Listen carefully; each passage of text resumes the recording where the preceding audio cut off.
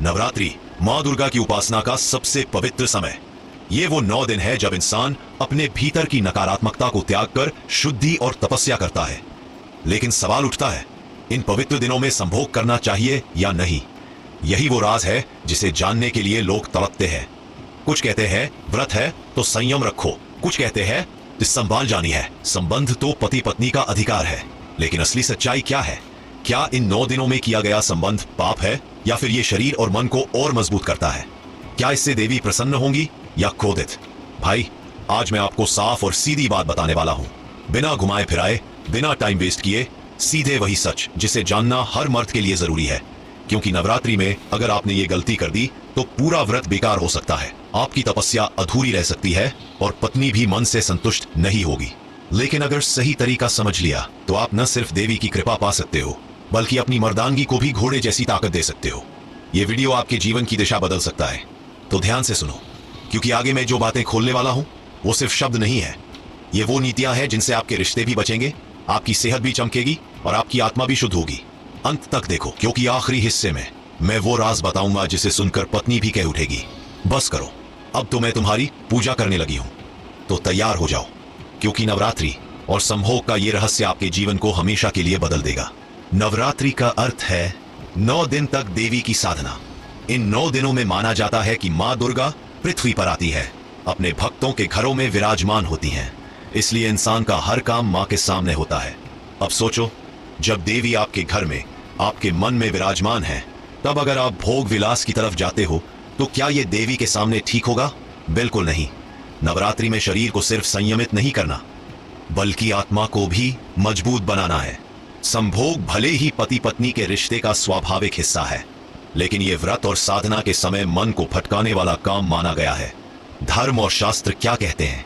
हिंदू धर्म के ग्रंथों में साफ लिखा गया है कि व्रत, उपवास और पूजा के दिनों में किसी भी प्रकार के शारीरिक सुख से दूर, चाहे वो मांसाहार हो, मदिरा हो या फिर संभोग, क्योंकि ये सब काम मन और इंद्रियों को भटकाते हैं। और नवरात्रि का असली मकसद है इंद्रियों पर विजय पाना। शास्त्रों में यहाँ तक कहा गया है कि अगर पति पत्नी को इस समय में इच्छा भी हो तो भी संयम रखना चाहिए, क्योंकि संयम ही तपस्या है और तपस्या का फल ही व्रत को सफल बनाता है। स्वास्थ्य और शरीर की दृष्टि से अब जरा शरीर की भाषा में समझो। नवरात्रि के व्रत में आप हल्का भोजन करते हो, सात्विक आहार लेते हो, पेट खाली रहता है, शरीर डिटॉक्स होता है। ऐसे में अगर आप संभोग करते हो तो शरीर पर डबल प्रेशर आता है, क्योंकि संभोग भी ऊर्जा लेता है। और जब शरीर के अंदर ऊर्जा ही कम है तो ये आपको थका देगा, कमजोर कर देगा। बहुत से लोग कहते हैं कि व्रत के दौरान संभोग करने से थकान जल्दी लगती है, पूजा पाठ में नहीं लगता, क्योंकि संभोग से निकलने वाली ऊर्जा शरीर के साथ साथ मन को भी थका देती है। मन और आत्मा पर प्रभाव। संभोग सिर्फ शरीर का मेल नहीं है, ये मन और आत्मा को भी प्रभावित करता है। नवरात्रि का असली मकसद है कि मन को एकाग्र किया जाए, देवी की साधना में लगाया जाए। लेकिन अगर आप इन दिनों में संभोग करते हो तो मन देवी से हटकर भोग विलास में लग जाता है। इसीलिए इसे व्रत का सबसे बड़ा भंग माना गया है। वास्तु और ऊर्जा की दृष्टि से वास्तुशास्त्र कहता है कि नवरात्रि के समय घर में देवी का आगमन होता है। घर की ऊर्जा बहुत पवित्र रहती है। ऐसे समय में अगर पति पत्नी संभोग करते हैं तो घर की ऊर्जा असंतुलित हो जाती है, देवी की शक्तियां वहां टिकती नहीं है और घर में शांति के बजाय कलह और बाधाएं बढ़ सकती हैं। चाणक्य नीति की दृष्टि से चाणक्य ने कहा था, संयमित इंसान ही महान बनता है, जिसने अपने खाने पर, अपनी वाणी पर और अपनी काम वासना पर नियंत्रण पा लिया, वही सबसे बड़ा विजेता है। नवरात्रि का समय असली परीक्षा है कि आप अपनी वासना पर कितना काबू रखते हो। अगर आप इन 9 दिनों तक अपने मन को रोक पाए तो उसके बाद आपका आत्मविश्वास, आपका तेज और आपका आकर्षण अपने आप बढ़ जाएगा। ये सिर्फ धार्मिक फायदा नहीं, बल्कि व्यक्तिगत और सामाजिक फायदा भी है। अगर संभोग हो ही गया तो बहुत से लोग पूछते हैं कि अगर भूलवश या इच्छा से नवरात्रि के दौरान संभोग हो ही गया तो क्या होगा? देखो, इसका मतलब है कि आपका व्रत अधूरा हो गया। ऐसे में आपको प्रायश्चित करना चाहिए, देवी से माफी मांगनी चाहिए, अगले दिन और अधिक सच्चे मन से व्रत रखना चाहिए, क्योंकि धर्म में गलती हो जाए तो प्रायश्चित ही सबसे बड़ा उपाय है। संभोग ना करने के फायदे नवरात्रि व्रत में। अब सबसे पहले ये समझो कि अगर इंसान नवरात्रि के व्रत में संभोग से दूर रहता है तो उसे कितने बड़े फायदे मिलते हैं। मानसिक शांति। संभोग से शरीर में एक तरह की उत्तेजना आती है। नवरात्रि में जब आप इसे छोड़ देते हो तो आपके मन में एक अलग शांति बैठती है, मन शांत रहेगा तो पूजा पाठ में ध्यान लगेगा और यही असली साधना है। शक्ति का संचार वैज्ञानिक दृष्टि से भी संभोग के बाद शरीर कमजोर होता है, क्योंकि वीर सिर्फ एक द्रव नहीं है, ये ऊर्जा है, जीवन है।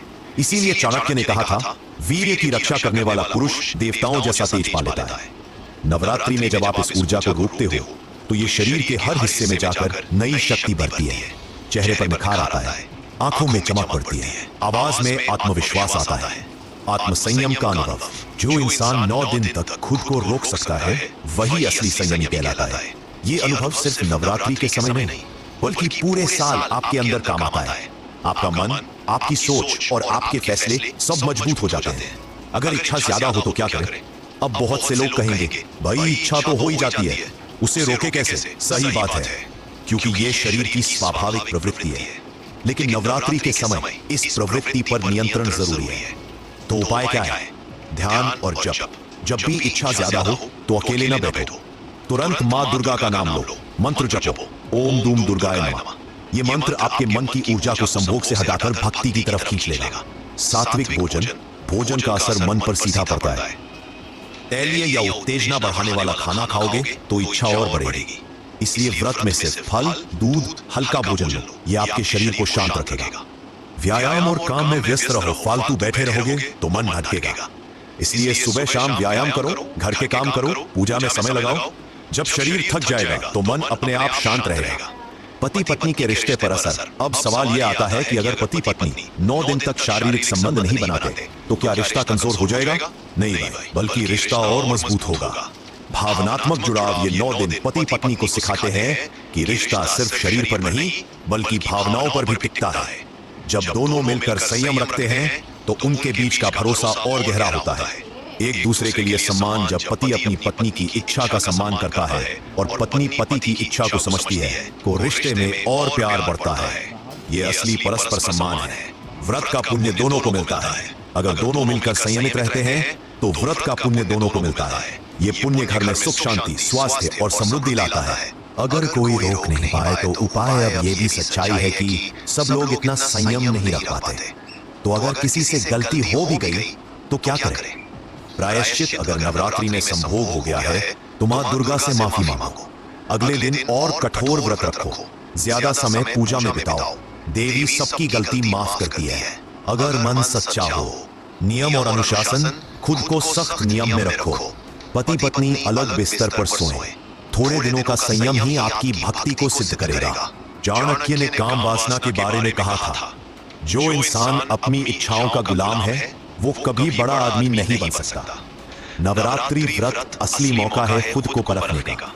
अगर आप 9 दिन अपनी वासना को काबू में रख सकते हो तो यकीन मानो आप अपने गुस्से, अपनी आदतों और अपनी कमजोरियों को भी काबू कर सकते हो। संयम ही सबसे बड़ी ताकत है और ये ताकत आपको सिर्फ धार्मिक ही नहीं बल्कि दुनियावी रूप से भी सफल बना देती है।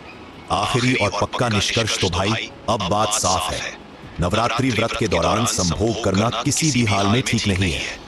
ये आपकी साधना तोड़ता है, आपकी ऊर्जा घटाता है, आपके घर की पवित्रता बिगाड़ता है और देवी की कृपा को दूर कर देता है। लेकिन अगर आप इन 9 दिनों तक संयम रख पाते हो तो इसका फल आपको जीवन भर मिलेगा।